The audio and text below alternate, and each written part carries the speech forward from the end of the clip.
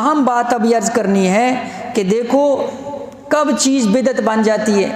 اب رات کی عبادت یہ نفل ہے، اور نفل عبادت کے اندر انفرادیت مقصود ہوتی ہے، ذہن کر رکھو۔ نفل عبادت کے اندر تنہائی جو ہے نا جی افضل ہوتی ہے۔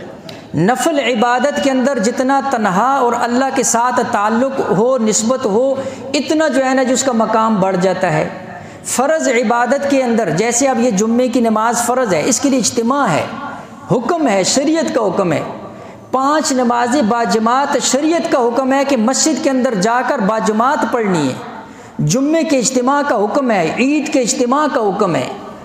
لیکن کچھ عبادتیں نفل ہوتی ہیں۔ نفل عبادت کے اندر اپنے گھر کا انتخاب یا ایسی جگہ کا انتخاب جہاں آپ کے علاوہ اور اللہ کے علاوہ کوئی نہ ہو، لہٰذا شب برات کے اندر اجتماعات کرنا، مسجدوں کے اندر جو ہے نا جی جمع ہونا، یا اس کے اندر کہیں باقاعدہ اس کا جو ہے نا جی اہتمام کرنا، مساجد پر چراغاں کرنا، گھروں کے اندر عورتوں کا جو ہے نا جی اجتماعی کوئی نفلی عبادت کا اہتمام کرنا، یہ ساری کی ساری بدعات ہیں۔ کہیں سے بھی اس کا ثبوت نہیں، جتنا ثابت تھا وہ میں نے آپ کے سامنے عرض کر دیا۔ لہٰذا اس دن یا رات کے اندر کوئی مخصوص چیز پکا کر جو ہے نا جی، پچھلی جمعے میں نے پوری تفصیل سے عرض کیا کہ آپ یہ نہ کہیں کہ بھئی ہمیں صدقہ خیرات سے منع کرتے ہیں۔ میں نے آپ کے سامنے وہ مسئلہ عرض کر دیا تھا کہ صدقہ خیرات کب بدعت بن جاتا ہے، نماز کب بدعت بن جاتی ہے، عبادت کب جو ہے نا جو عذاب کا باعث بن جاتی ہے، جب آپ اس کو شریعت سے ہٹ کر اپنے ذہن کے مطابق کریں گے، جب آپ اس کے لیے دن اور اوقات اور وقت کا تعین کر دیں گے، مخصوص کر دیں گے، تو وہی عبادت وہی صدقہ خیرات آپ کے لیے بدعت بن جائے گا۔ لہٰذا اس رات کے اندر یا اس شب کے اندر کسی خاص مخصوص چیز کو پکانا، یا کوئی ایسی نماز پڑھنا جس کو لوگوں نے مشہور کیا ہوا ہے 100 رکعت نماز پڑھو جی، اور اس کے اندر اتنی دفعہ جو ہے سورہ فاتحہ سورہ اخلاص پڑھو، ساری زندگی کی نمازیں معاف، ایسا نہیں ہے۔ اگلی اہم بات یہ بھی ذہن کے اندر رکھ لیجئے، اگر کسی کو اللہ توفیق دے جاگنے کی تو صرف جاگنا عبادت نہیں ہے، ذہن کے اندر رکھو۔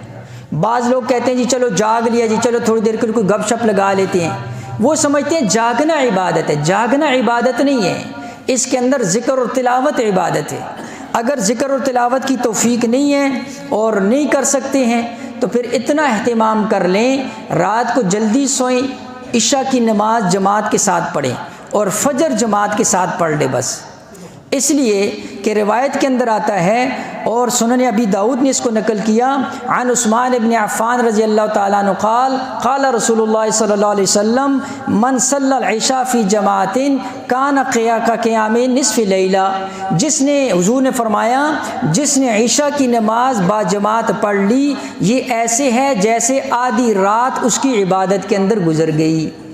اور فرمایا ومن صلی العشاء والفجر فی جماعت کان کقیام لیلۃ، جس نے عشاء بھی جماعت کے ساتھ پڑھی اور فجر بھی جماعت کے ساتھ پڑھی، فرمایا یہ ایسے ہے جیسے پوری رات اس نے عبادت کے اندر گزار دی۔ لہٰذا کئی لوگ جاگنے کا اہتمام کرتی ہیں، سحری کے وقت سو جاتے ہیں، تہجد کا وقت جو اہم وقت ہوتا ہے اس وقت سو جاتے ہیں، فجر ان کی قضا ہو جاتی ہے۔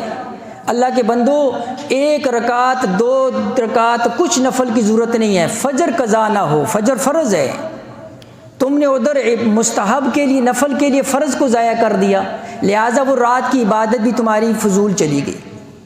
لہٰذا اپنی فرائض کا اہتمام ضروری ہے، اور فرائض کے اندر جو ہے نا جی وہ ضروری ہے۔ اس لیے، اور اگلی بات یہ ہے، علماء نے لکھا ہے اگر کوئی جاگتا ہے نفلی عبادت کرتا ہے، وہ کوشش کرے نفل پڑھنے سے زیادہ بہتر ہے اپنی قضا نمازوں کی جو ہے نا جی وہ قضا کرے۔ جو نمازیں سے رہ گئی ہیں، دیکھو جو نمازیں رہ گئی ہیں قضا ہیں، یہ اس کے ذمے ہیں، نفل کا ثواب تو ملے گا لیکن نفل اس کے ذمے نہیں ہے۔ اس لیے جو لوگ نوافل کا اہتمام کرتے ہیں ان کے لیے بھی یہ مسئلہ ہے کہ وہ نوافل سے زیادہ اپنی قضا نمازوں کا اہتمام کریں۔